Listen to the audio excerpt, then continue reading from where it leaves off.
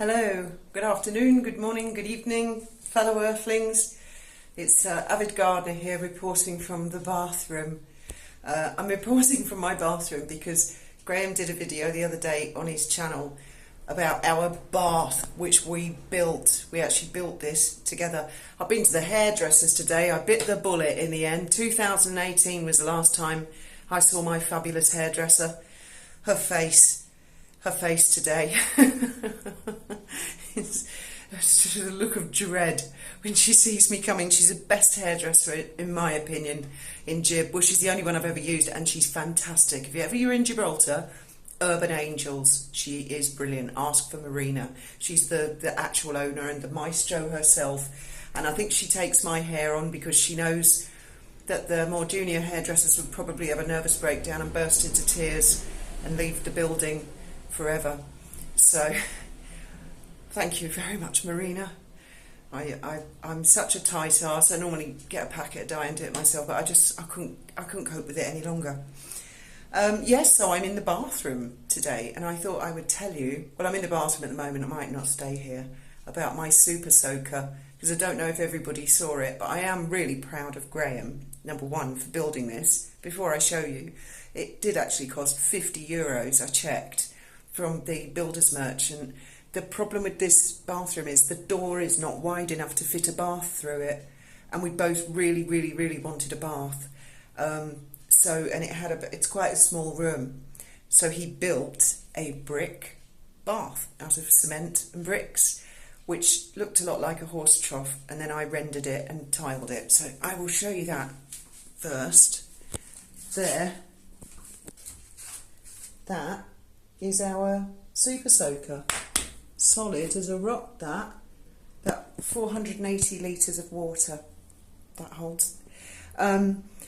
Yes, I'm going to tell you about my friend, the airline hijacker, today, I think, because there is a little bit of a royal connection in this story, which will become apparent. Boy, it's hot here. It is really hot here in July and August. So yes, Peter, his name was Peter. Peter Macari, you can look him up. He also called himself Peter King. He actually said to me, I prefer that you call me Peter King and not Peter Macari, and that will become apparent as well. Peter died in 2013, and when I knew him really quite well, from 1993 to 97, and he was getting on then. He must have been in his 70s. He must have been pushing 80 actually the last time I saw him. And Pete lived on an old boat in Shoreham on the river. A fabulous boat, but it never went anywhere. And the first time I became aware of Peter's existence was when I was very little. And my dad, I've mentioned before, was a lawyer. And my dad said part of his job was to go with the bailiffs to evict people off other people's land. And Peter wasn't allowed to have his boat on I think it's the River Ada at Shoreham. Anyway, my dad had been down with the bailiffs, and he said, this bloody man, he's filled his boat with concrete. Lots and lots and lots of concrete. Now, some boats are made from concrete and they float, but Pete's boat wasn't made of concrete. He had just filled loads of it with concrete because the Ada never really gets lots and lots of water, so his boat just never floated. And he said, when I met him years later, he said, oh, this really officious little solicitor came to evict me with the bailiffs one time, and they were horrified when they realised they couldn't just float my boat out of the mooring because I'd filled it with concrete. And he said he had a right mouth on him. Now, some bloke called Mr. Mont, I'll never forget him, and I said, oh, that was my dad. I remember when I was little, my dad telling me about you, and he said, you're a total bastard because you filled your boat with concrete.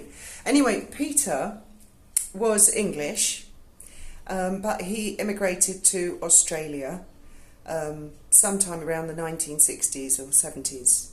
And I think he'd been in the army in the UK before.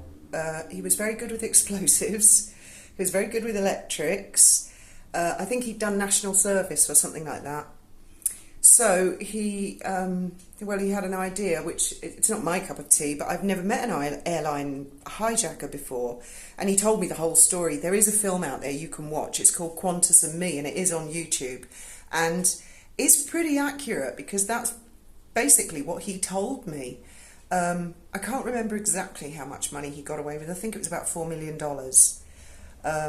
He basically chose the longest haul flight that he could because he knew they would need as much fuel and time as possible to decide to give him the money. So he chose a real long haul flight, and as soon as it took off, he phoned the airport and he said there's a bomb on the plane. And back in those days, I don't think they took it quite as seriously as they do these days. Anyway, they said, well, prove it. And he knew they'd say that. So he said, well, go to locker such and such a number in the airport and you'll find an identical bomb. It's dynamite and it is triggered by an altimeter. If that airplane comes down below so many thousand feet, the bomb will go off. So you can't land. And only I know how you can defuse the bomb.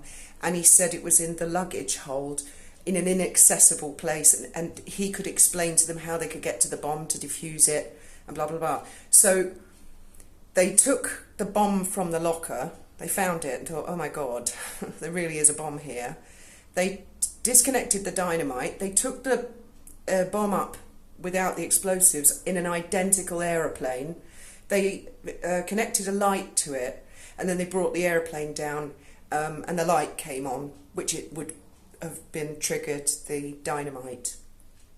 Anyway, it went on for quite a long time. He called himself Mr. Brown all the time he was talking to them, and the guy handed the money over. It had been going on so long, the plane was running out of fuel, and the manager or something, in the end, he just sent security on a break, and he met Pete at the back door, and he gave him the suitcases with the money, and Pete got away. Now, Peter was caught because, being the 1970s, he was a little bit on top. He'd bought himself I think it was a Corvette Stingray or something like that, or it might have been a E-type Jag. There weren't very many of them around at that time. They got Madame Tussauds to make a waxwork of what they thought Mr. Brown looked like, and Pete went and visited the airport and looked at this waxwork a lot of times. And he said it looked absolutely nothing like him, and it looked absolutely nothing like him in disguise. It was a complete waste of time. But he was quite interested. It was on the news all of the time. I actually remember my dad going on about the Qantas airline hijacking, and they were determined to find him.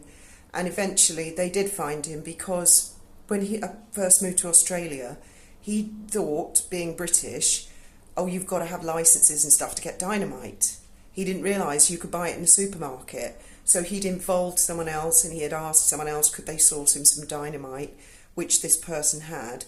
And he'd paid the person handsomely, and that person had had very expensive air conditioning fitted, which was kind of state of the art in those days. And on the news every day they'd been saying, is your neighbour spending money? Has your neighbour inexplicably come into money? Perhaps your neighbour is Mr. Brown's accomplice. And that's how they caught the guy. They stuck a gun in his mouth and he said, oh yeah, Pete McCarry, blah, blah, blah. And eventually he was pulled over for a speeding ticket, and that's how they got him. And I think he did 9 years in prison. Now, this is where the royal bit comes in. While he was in prison, obviously you can do jobs and make yourself productive. And Peter's thing was he worked in a press publishing. They made little books, and they were very special little books. Now, I don't know if they still do this, but he actually printed an extra book for himself, and he smuggled it out of the prison when he was released and then deported back to the UK, because they popped him in on a plane and said, you've got to leave. Now, these little books, and he showed me the little book, and he was in it. They published very, very few of them. I can't remember the exact number, but for example, 30, very few. And one copy was for the Queen of England, being the head of the Commonwealth. Another copy was for something like the head of MI6, and they were for all top people, and it was a very, very secret book. Now, Peter wasn't interested in the book for itself, but he was in the book. They had discussed the Qantas air robbery, and the purpose of the book is to tell the echelons at the top of society, oh look, this is how ingenious some of the peasants can be when they get out of hand, and how to avoid these sort of situations. And he kept that book. Be astonishing if maybe one of his family had kept the book. An incredibly rare book. And the other way that I met Peter, I'll tell you how I met Pete in a minute. The first time I met him, I had no idea who he was. I was about 12 or 13 years old, and he had a fish and chip shop in Brighton that I used to go to. And he'd say the same to me and the same to all the girls. He'd go, you should be a model. Come and give a business card, go to this address. And he'd said it to me lots of times, and I'd said, oh, no, I don't think so. And when I was about 14 or 15, I said to him, do you know what, sod it, I'll do it. And I went with a friend, very salubrious, dodgy address in Brighton, in West Street. Luckily, there was nobody there. There was no photographer, because I'm pretty certain it was not as a good situation, certainly not for a 14, 15-year-old girl. And then I met Pete again years later, because Thomas, remember I was telling you about before, Thomas and Pete were cellmates in Lewes Prison. And Pete had really taken a shine to Thomas. Pete was gay, and he really liked Thomas. He never made any secret that he didn't like women. He thought women were treacherous. I mean, it's terrible. But wait till you hear this. He always used to say to me, I don't mind you, Fiona, because you remind me of a bloke. And I'll tell you what, he's not the only person who said that to me in my life. Good gracious. Yeah, he considered me one of the fellas. He said I was a bit masculine, which I suppose I am in a way. And when we were really, really hungry, we would not only go and visit my gran for cheese and onion sandwiches, we'd pop round and see Pete, and he'd tell us stories. And he was an amazing guy, absolutely amazing. And he said I had the fish and chip shop. I said, oh, I remember you. I took your card and you said be a model, and I went to this address, and he just like turned white. He was like, oh my God. He said, all right, it all worked out all right then, did it? So I don't know what that was about. And quite a few of the police officers that I knew back in the day, they were all very, very interested in Pete McCarry, and the fact that Thomas and I were friends with him, and he was under surveillance, and they had seen us visiting his boat. They knew we were big pals with him. I mean, we never hijacked any aeroplanes, or we never broke the law with him at all. He was just an old boy that we knew, and he used to tell us stories. And he had all kinds of patents. He was an inventor, and he had a workshop, all sorts of things. And he even,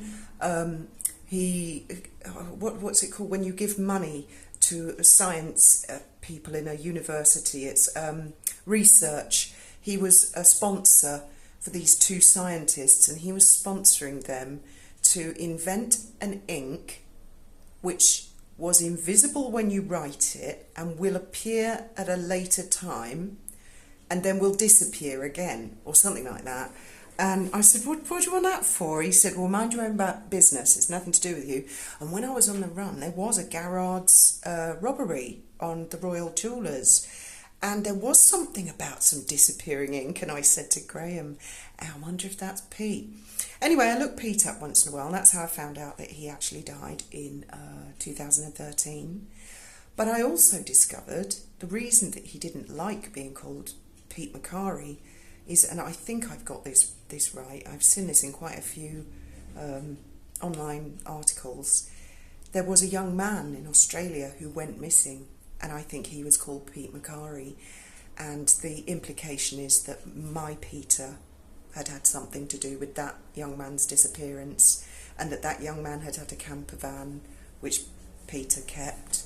Peter drove the camper van to collect the money from the heist, and also he had a brother who had died under suspicious circumstances, and I think there were one or two other people who might have I don't want to speak ill of the dead or condemn the man as a serial killer, but it's a fact, there are online articles that are implying that he was very, very dangerous.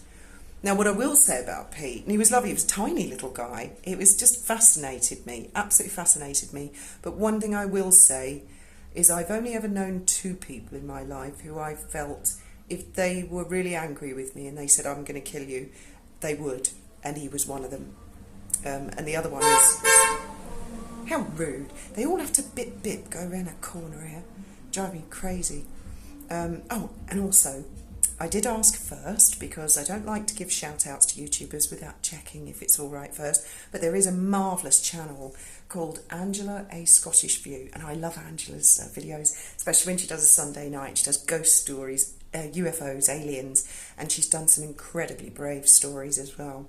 Really talented girl. So go, if you're not already subscribed, go and check her out. Oh, and I got these earrings as well from Casemate Square, £4, little owls. I don't like spending a lot on earrings because I always lose one.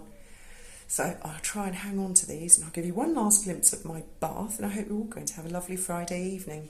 And see this? This is actually Graham's bathroom. This is his ensuite. He's a right Barbie doll. You've no idea. I look forward to any questions or comments in the comments section. Not that there's that much to comment about. How many airline hijackers have you guys ever known? Oh yeah, there was another part of it. He said when he was like watching TV and the news when he was in prison, he saw once or twice people had, because he hid the money in lots of different places. They never got all the money back. And I often said to him, how did you afford this lovely big boat? And it was fabulous. And he'd done it all himself. And he said, well, I would see a couple and they'd had the floorboards up because they were having some work done, electric work, and they found some of the money. And he said, more often than not, they'd say, oh, we just found $10,000. And he'd think to himself, you lying bastards, there was a lot more than $10,000 under those floorboards. So perhaps not everybody is as honest as they seem.